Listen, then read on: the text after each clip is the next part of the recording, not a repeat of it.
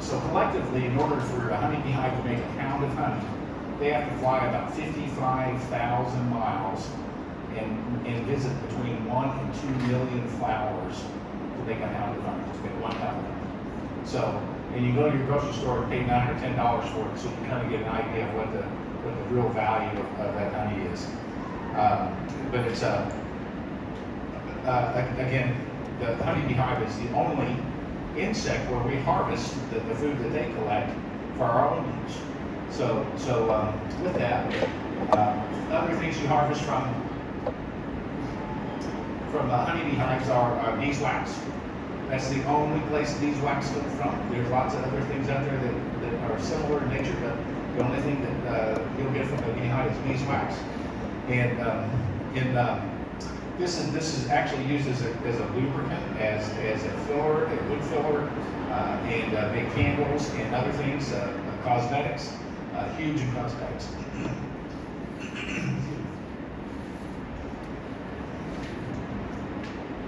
One of the other ways that you can use honey is we do a product called cream honey or whipped honey. Another term for it, which is not very appropriate, is the honey butter, because there's no butter in it. But it's simply whipped honey that's forced to crystallize, and sometimes it's flavored, sometimes it's not. But this is what we call a value-added product from a beehive, because we've taken what would normally be $8 or $9 and turned it into something that's twice as much. So we've added value to the products that we're extracting from our beehive. And certainly, this is a honeycomb that comes from a beehive. And I'll pass this around because it's interesting to look at. These are the honey cells that we use, that we'll actually open up and use to harvest that honey. But it's also packaged like this. And it's something you can use to eat. You can eat the beeswax in it. You can pass that around and let everybody take a look at it. So I got into it because really it was a cool hobby, and I saw an opportunity to help beekeepers in the area with equipment and connections in the beekeeping world. So that's why really I got into it. And it's a really neat hobby, because one of the things I've learned over the years of being affiliated with beekeeping associations is you can never stop learning about beehives and honeybees. There's so much research that goes on all the time, and I've said this many times, but I really mean it. There's not a meeting that I can go to that I don't learn something new about honeybees, and whether it's our association meeting, because I certainly realize I'm not the smartest beekeeper in the room most of the time, and so there's always something new that I'm learning about honeybees, and it's really fun to learn about.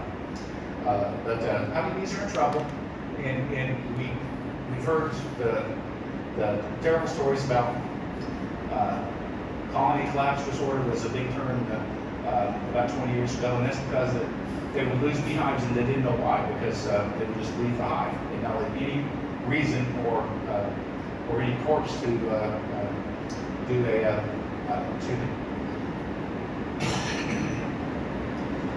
an autopsy on.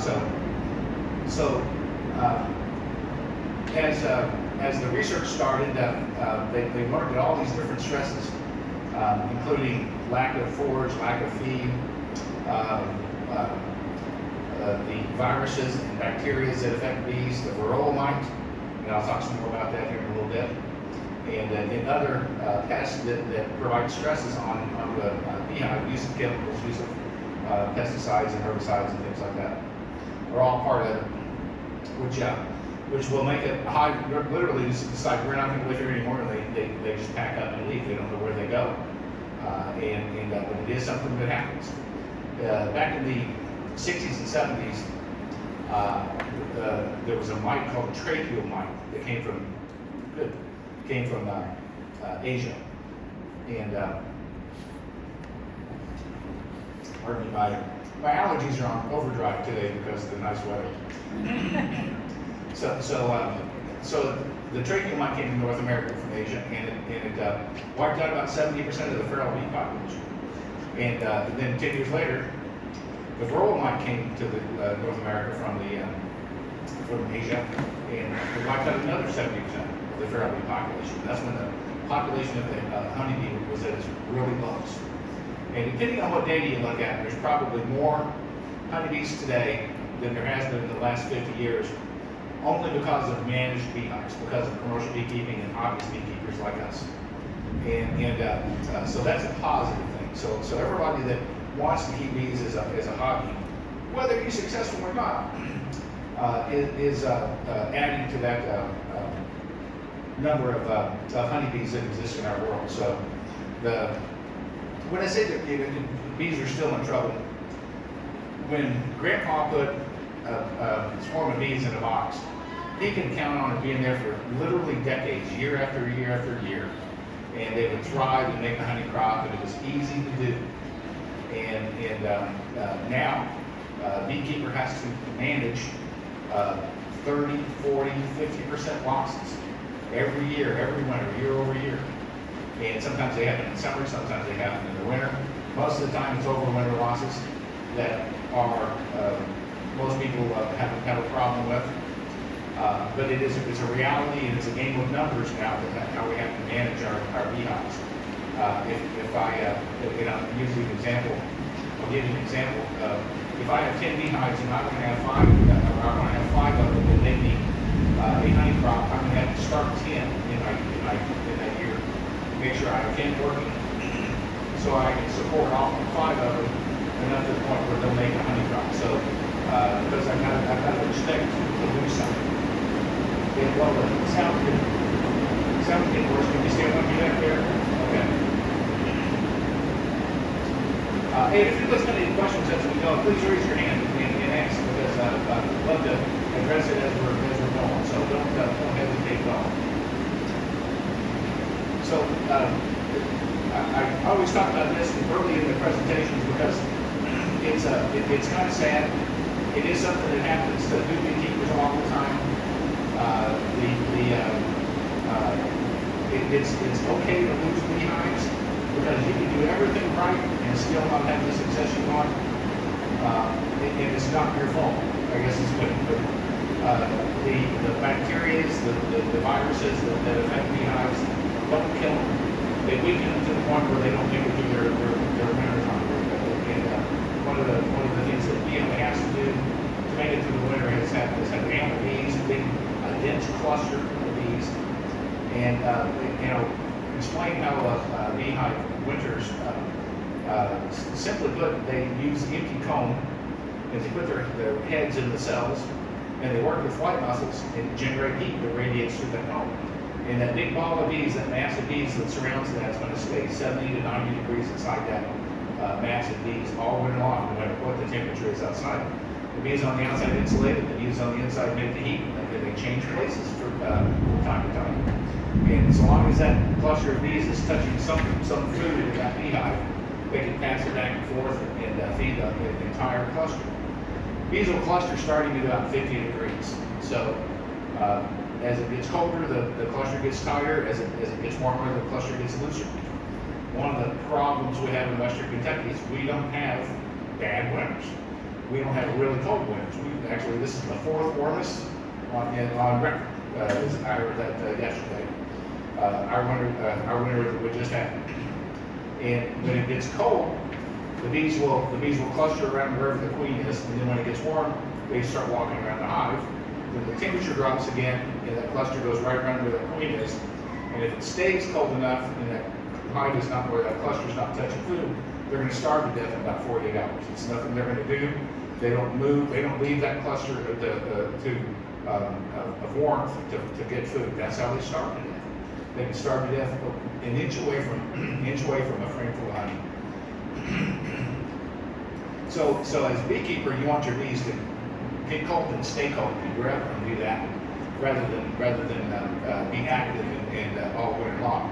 However, there's techniques that we teach people how to feed bees through the wintertime to keep food directly on top of them, so that they can enjoy at least or have a better chance of staying close enough to food so they won't starve to death. Does anybody have bees? Oh, there's one of our Lake Barkley members.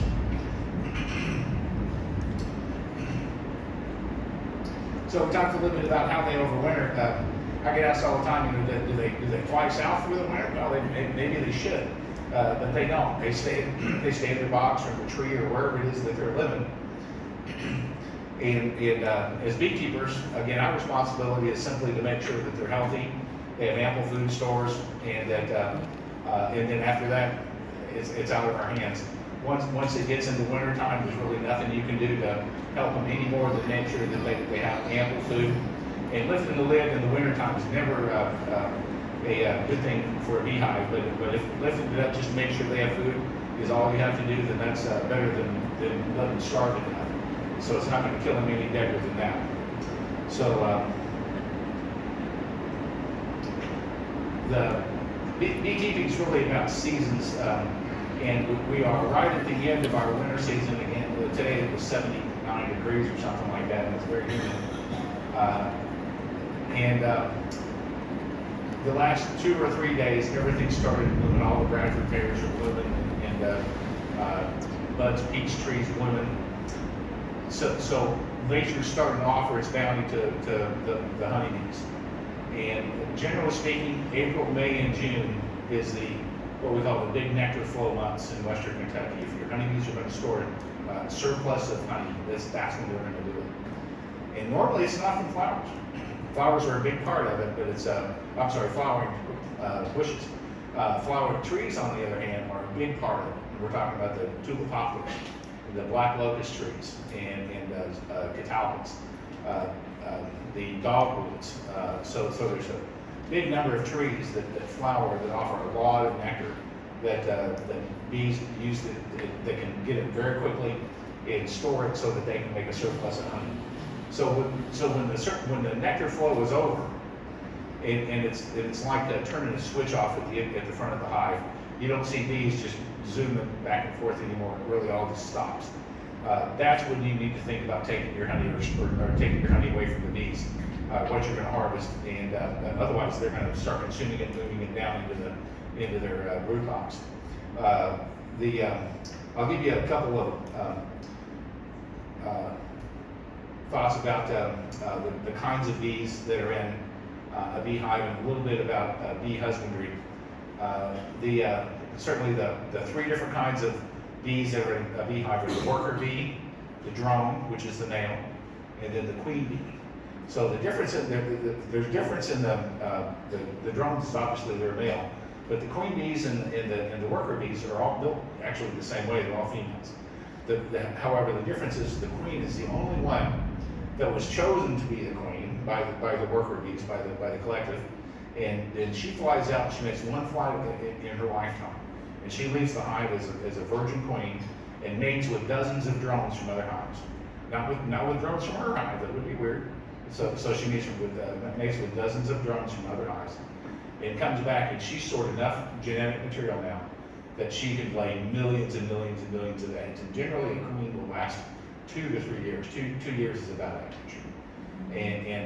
So the cool thing is that she lays eggs and they become worker bees, females, or she lays an egg and it becomes a male. And she can choose this based on the size of the cell. So the honeycomb that you see there, if it's a bigger cell, she'll decide that this is a cell for a drone, a male, because the male is a bigger bee. And she will selectively lay an unfertilized egg. So that's important because now the drone no longer has a father. She is only implementing her own DNA. So the only DNA that drone gets is from that queen, not from another male.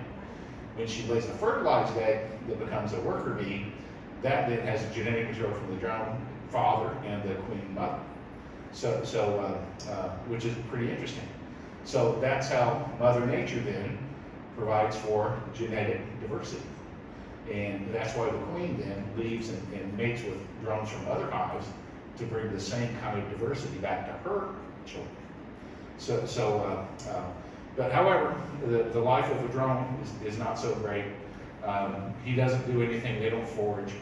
They just walk around the hive. The only thing they do is they fly out and look for queens to mate with.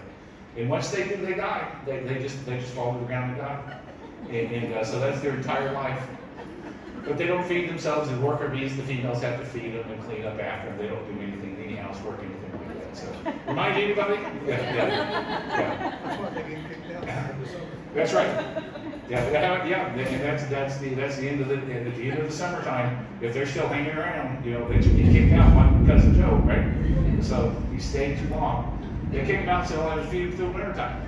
So that's the lowly life of a drone. And all I can hope for is that he gets lucky, and then he dies that way. So the worker bee, she's born and immediately turns around and cleans the cell that she was born in. She's born as an adult. They don't get any bigger. They're adult bees when they come out. And so she cleans that cell, and she starts cleaning the other cells and around the area that the brood is being laid. And so over the next few weeks, she's feeding the eggs and larvae and bringing food into the eggs and larvae, the young bees, the eggs that the queen's laid. And then she starts moving food. She'll take food from the foragers and move it up into the hive and store it. So she's doing all these house maneuvers, housework that goes on. And after about 3 weeks, they become the hive defenders. So they'll stand at the door and make sure that everybody's that's coming in the door is supposed to be there. And if they don't, they attack them. They jump on them. If it was a wasp or something, or a bumblebee, for instance, they would jump on them and make sure they don't get in and cause any damage. And after they become the hive defenders, then they become foragers. And so what the life of a forager is, the sun comes up. As soon as the sun's out, they shoot out. They visit 50 million flowers. They make trip after trip after trip after trip. And the honeybee can forage as far as 2 miles in any direction. So that's a lot of acres that they can cover. And but they're one of the only, again, uniquely qualified to be able to fly out and then make their return path home. They have to, using guidance from the positions of literally of the sun and the earth. They understand how to return back home. So they do that, and they just do that constantly. Every moment that they can do it, they're foraging and bringing food back. And again, they bring pollen, and they bring nectar, and they bring water. And they also bring tree sap that the hive uses to make something called propolis, which is also something that you can harvest from a beehive.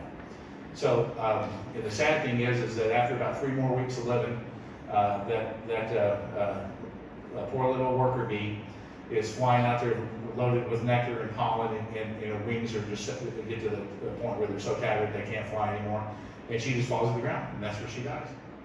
She doesn't make it back to the hive, so that's why you never see dead bees at the beehive. You shouldn't stand that way.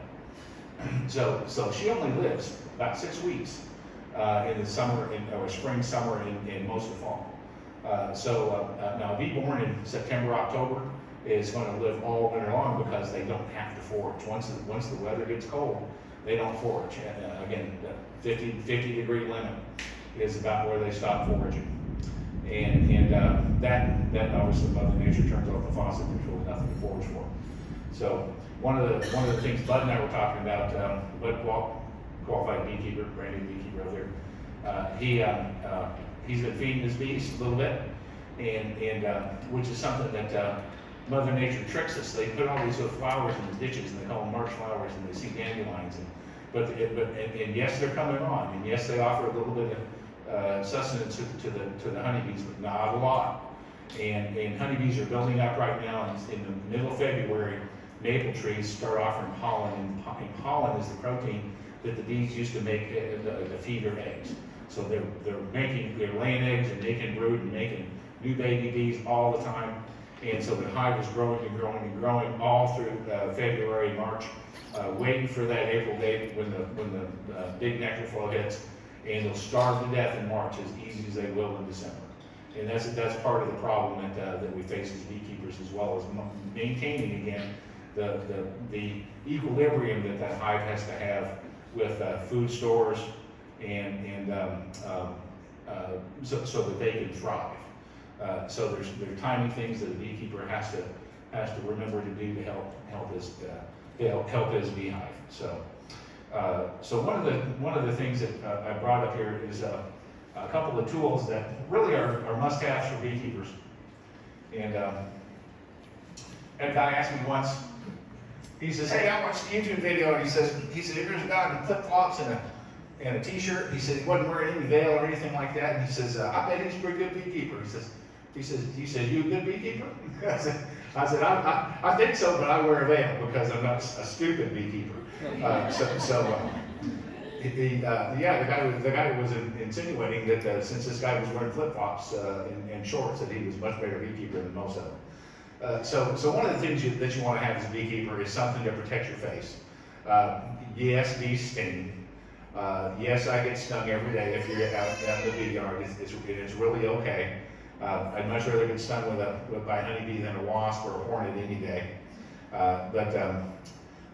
With some kind of zipping jacket and veil like this, and a nice pair of beekeeping gloves, it's really unusual that you get stung. It sometimes still might happen, and I'll tell you, it's probably when you're taking this off back at the house and you didn't realize there was 2 or 3 on your back. So that's normally what happens. But there's ways to work beehives through the day that really reduce their aggressiveness, or the defensiveness is the better word. And that's the working when the sun is out and it's shining, sunshine, and it's a pretty day. And that means all those foragers that we talked about earlier, they're all gone. And remember, they're the only ones that are defensive. Once they become hive defenders, that bee then becomes how that hive defends itself. So with no foragers there's very few bees that are going to defend the hive. All the bees that are walking around on the frames in the beehive are all the young bees that we talked about that are moving food and feeding brood, and they're just walking around and having a good time. Again, if you can do it when all the hive defenders, when all the foragers are gone, you're going to have a lot better experience managing your beehives and working your beehives. But in those cases, sometimes you may not need a veil. It's completely up to you, but I would suggest one. I have a safe word. Every time I walk out to a beehive and I said, I'm just going to be a minute, I turn around and I go get my bee suit on, because I did that once and I regretted it. So didn't care for it very much. But this is number 1 on your list. To have a nice jacket, or at least a veil to put over your face.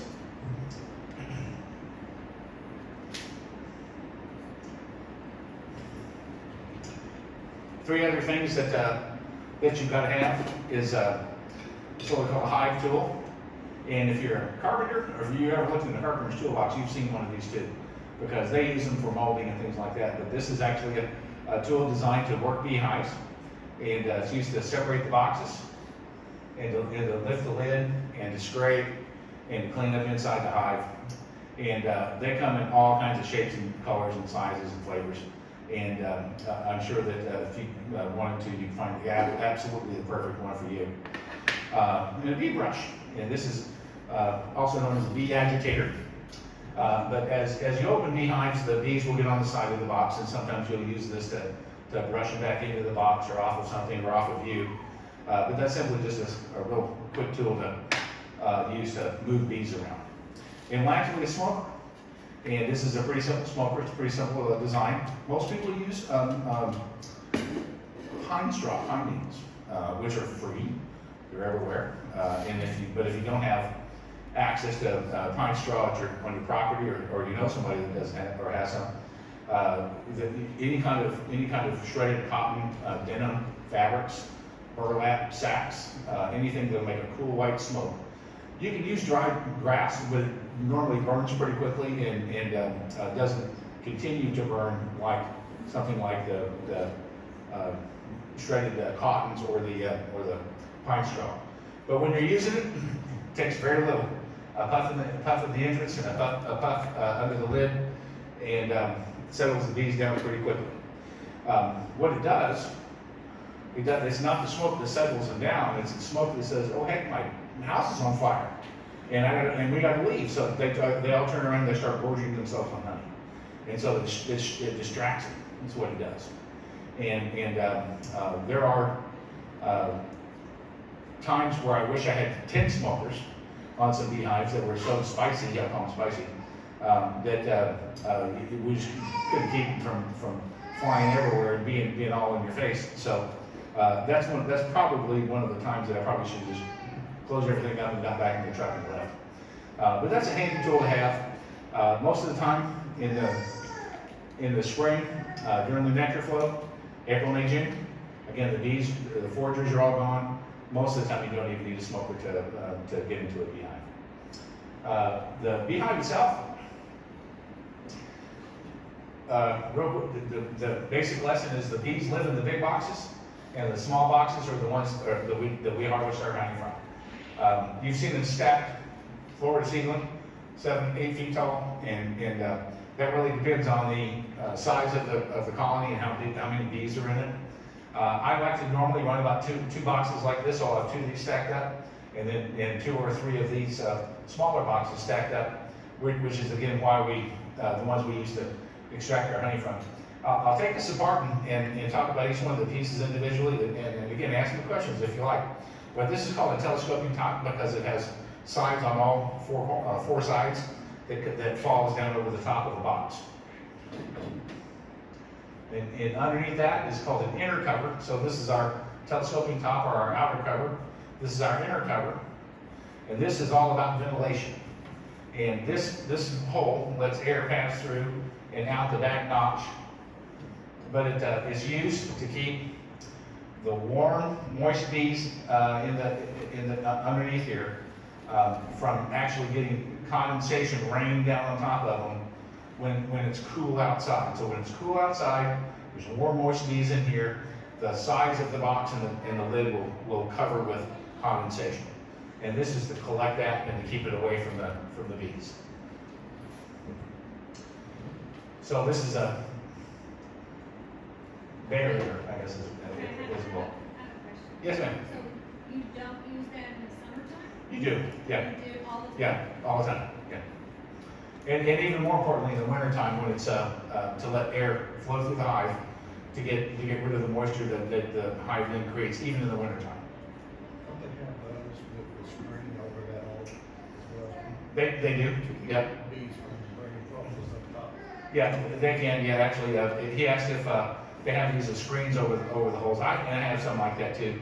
You can do that to keep the bees from coming up here. But what normally they do is they'll use this to push the hive beetles up. And this is outside the hive as far as the bees are concerned. So if they get hive beetles up here, they've done their job. So every one of the boxes that you see in a beehive is full of frames. And I'll set it like this so we can see it. But every one of these frames is the starting place for the bees to draw wax on, like the honeycomb that you saw passing under the box. The bees are going to draw this honeycomb out. They'll cap it with a thin layer of wax, and then we'll use this frame to harvest. And this will probably harvest about 3 to 3.5 pounds of honey. So a little bit more than a quart will come off of this one frame. In each one of the frames, or each one of the types of frames, are built specifically for the size of the box. So these go from front to back, top to bottom. Do you have a preference between the plastic frame and the wax frame? I do. I like the plastic because it's easy. I'm sorry, I think, did you ask a question? Oh, I'm sorry. Yeah, I do because it's easy. There's probably an argument that the bees prefer the beeswax frames, and I've heard that before. But I've used thousands of these, and I have good success with them. Do you So need to paint those with beeswax? not if you buy the right ones. The ones that we sell at our store are already double and triple waxed. So when and that's a good question, because that's really what led up to the dislike or the disdain for the plastic foundation. Is when they first came out, they weren't very good. They didn't put enough wax on them or any at all, and the bees didn't want to work, and they would jump over the top of them before they would draw wax on them. And somebody figured out, well, if I put wax on it, they might do it, and they did. So, but they have been, all these manufacturers have retooled all these dyes and since then, and figured out that just that little bit of extra wax really goes a long way. Now, a frame that didn't have wax on it would probably work just fine in southern Mississippi, Alabama, Florida, Georgia, because they've got different kind of forage. they can forage almost all year long, where we have big stops and starts in the availability of food for our bees. And the production of wax is all about food. It's all about the availability of food. And in our first year as beekeepers, or when we are first year hives, that's what we want them to feed them, to make sure that they draw it all out. So don't feel bad. Oh, I feel horrible. I worked so hard last year not to lose a hive, and this year I lost I one. understand, yeah. So to me, it's about the ease of use. But there's, to her point, she's making, there are other kinds of wood frames with different kinds of foundation that you can use that the bees will draw the wax on. So as a beekeeper, that's up to you to figure out what you like to use. Again, this is a simple in and out for me. Take it out of the box, put it in my hive box.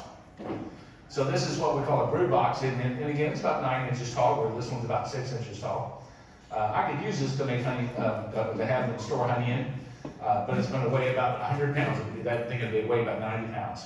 So the frame is much taller, but this is black because, well, first off, it's dark on the inside of the beehive, and the bees don't care what the color is.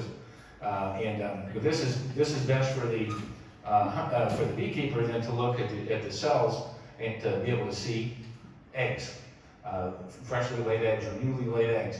People tell me that the eggs, they describe an egg as about the size of a grain of rice, and I'll tell them that's a really small grain of rice, because unless I'm wearing my glasses, I can't see them. Most of the time I've got a magnifying glass in my top pocket if I'm looking for eggs.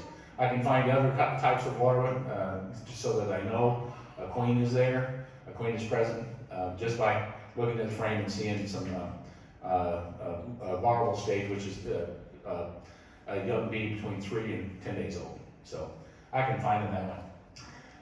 Underneath that is a bottom board.